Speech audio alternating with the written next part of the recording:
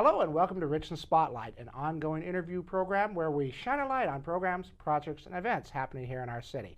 I'm Michael Charbonneau, Cable Communications Coordinator for the city, and joining me today on our program is Richland Energy Services Project Manager Shane Groves.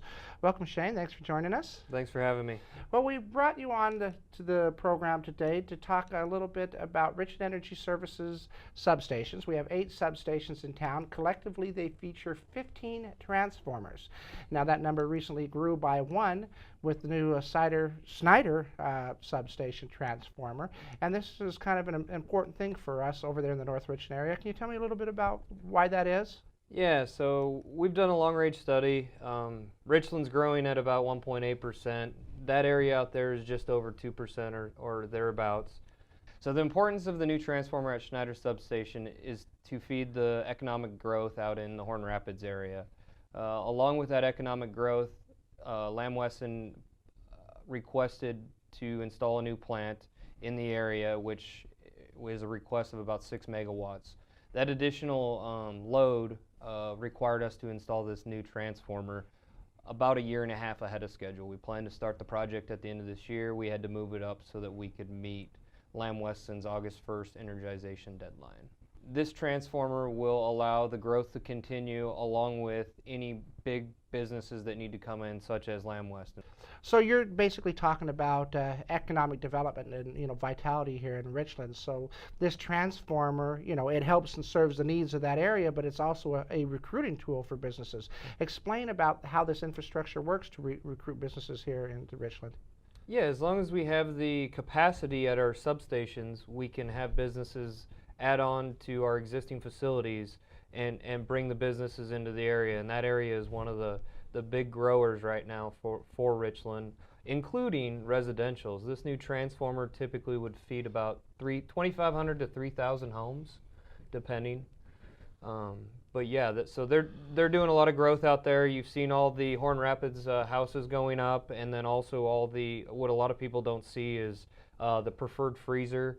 Biggest freezer in the world, and then of course Lamb Weston's new plant going in. Of course, that's all part of it. So Yep. Roughly how much of the use of this transformer will go specifically for Lamb Weston preferred freezer?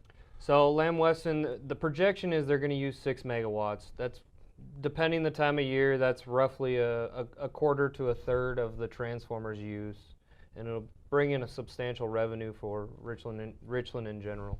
Since we're on the topic of electrical distribution, explain a little bit to me how the substation works and how we distribute power. Yeah, so it all starts from the transmission level. We get all our power from Bonneville. They get it from the dams and the nuclear plant out here.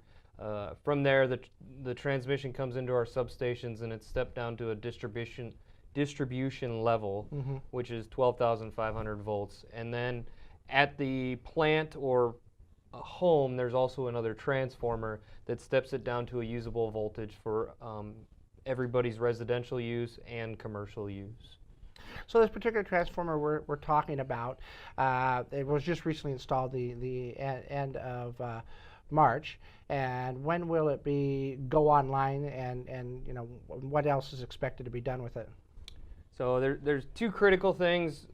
Obviously, as I stated, Lamb Weston's plant was the big driver. They accelerated the schedule. With that said, we have to get the distribution line into Lamb Weston's plant. We're currently working on that. We hope to be completed here in the next couple weeks. The transformer was a big milestone. Obviously, it does all the conversion of the power from the transmission to the distribution. We still have one of our main components, the metal-clad switchgear, which does all the controls of the system. And so we're looking at an August 1st is the deadline that Lamb Weston wanted to go live. And we look like we should be able to meet that schedule easily. Okay, well, good. This is a good place to stop. And so I want to thank, again, Shane for joining us here on Richland Spotlight and talking about the new transformer installation at the Snyder substation and its very important role to our city's economic vitality. If you'd like more information on this topic or any other information there about the city of Richland, visit the webpage link at the bottom of your screen. And don't forget, if you're not interacting with us on social media, I strongly encourage you to do so. Please follow us and like us on Facebook, YouTube, Twitter, and Instagram. I'm Michael Charbonneau, and thank you for joining me today on this edition of Richland Spotlight.